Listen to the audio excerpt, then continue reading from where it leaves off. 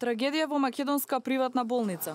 Почина 31 годишна родилка при породување со царски рез во клиниката Санте Плюс во Скопје.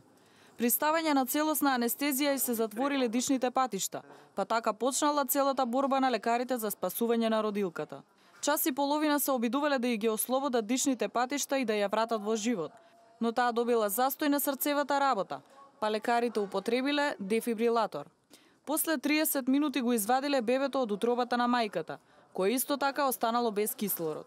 По обидот за реанимација пациентката била однесена на Карил, па од раководството на Санте Плюс тврдат дека родилката имала срцева реакција кога ја однеле во клиниката за анестезија, реанимација и интензивно лекување, со што посочуваат дека не починала во нивната болница. Од Карил пак се децидни дека родилката била донесена мртва. Родилката беше донесена мртва со проширени зеници без срцева акција. Немаше пулс ниту свест.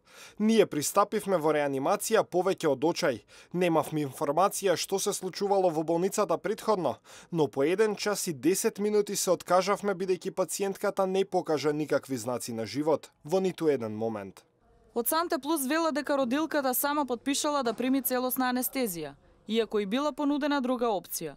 Сметаа дека причина за смртта е силна алергиска реакција од анестезијата. Бебенцето пак се наоѓа во критична состојба на клиниката за детски болести. Настанот се случил во четвртокот, а истиот ден телото на младата родилка било однесено на Институтот за судска медицина каде што била извршена обдукција.